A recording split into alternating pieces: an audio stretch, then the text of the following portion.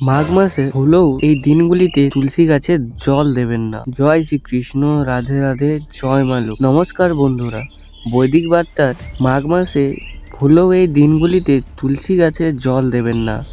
শ্রীকৃষ্ণ, রাধে রাধে, জয় মা লক্ষ্মী। নমস্কার বন্ধুরা, আমাদের অ্যাস্ট্রোলজার নীলেশ চ্যানেলে নতুন একটি পর্বে সবাইকে স্বাগত।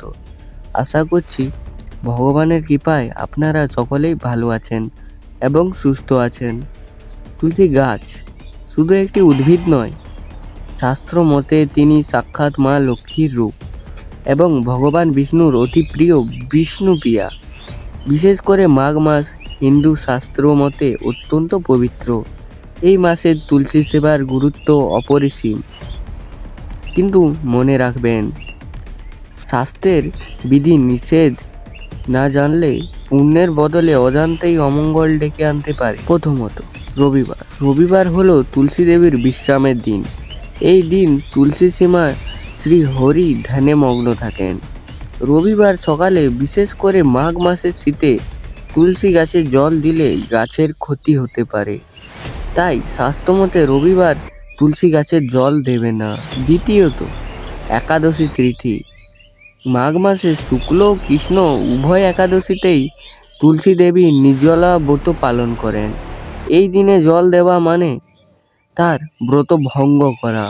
শাস্ত্রে বলা হয়েছে, একাদশীতে তুলসী গাছে জল দেওয়া মানে নিজের ভাগ্যের পথে বাধা সৃষ্টি করা। তৃতীয়ত, দ্বাদশী তিথি। একাদশীর পরের দিন সকালে অতিরিক্ত জল দেওয়া অনুচিত।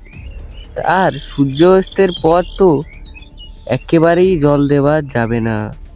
চতুর্থ, সূর্যগ্রহণ ও চন্দ্রগ্রহণ। গ্রহণ চলাকালীন এবং সূতক সময়ে তুলসী গাছ স্পর্শ বা জল দেওয়া শাস্ত্রমতে নিষিদ্ধ। এই সময় তুলসী গাছকে পরিষ্কার কাপড় দিয়ে ঢেকে রাখাই শ্রেয়। পূজার জন্য তুলসী পাতা দরকার হলেও যত্রতত্র যখন তখন পাতা ছিঁড়বে না। মাঘ মাসে একাদশী, দ্বাদশী ও পূর্ণিমায় তুলসী পাতা তোলা নিষিদ্ধ। সন্ধ্যার পর কখনো তুলসী পাতা তুলবেন না।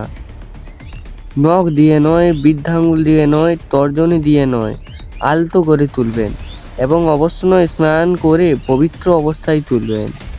মাঘ মাসের সন্ধ্যায় তুলসী তলায় প্রদীপ জ্বালানো অত্যন্ত কল্যাণকর। সবচেয়ে ভালো ঘিয়ের প্রদীপ, না থাকলে তিলের তেল। প্রদীপ রাখবেন উত্তর ও পূর্ব দিক করে। মাঘ মাসে শীতের কারণে তুলসী গাছ কিছুটা নিতয়েও হয়ে যায়, এটা স্বাভাবিক। খুব ঠান্ডায় জল দেবেন না। হালকা কুসুম গরম জল দিতে পারে। পাতলা লাল সুতির কাপড় তুলসী গাছের ওপর দিয়ে ঠান্ডা থেকে সুরক্ষা পায়। মাঘ মাসে তুলসী সেবা শুধু একটি প্রথা নয়, এটি আমাদের সংস্কৃতি, বিশ্বাস ও ভক্তির অংশ। নিষিদ্ধ দিনগুলি মেনে চললে আপনার গৃহে মা লক্ষ্মীর কৃপা বজায় থাকবে। মনে রাখবেন, মা লক্ষ্মী সন্তুষ্ট থাকলে ভগবান বিষ্ণু এবং মা লক্ষ্মী স্বয়ং এই ঘরে অবস্থান করে।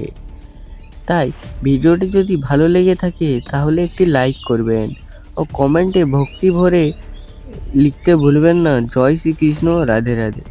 এরকম স্বাস্থ্যমতো ভিডিও পেতে চ্যানেলটি সাবস্ক্রাইব করে বেল আইকনটি অন করুন। জয় শ্রীকৃষ্ণ, রাধে রাধে।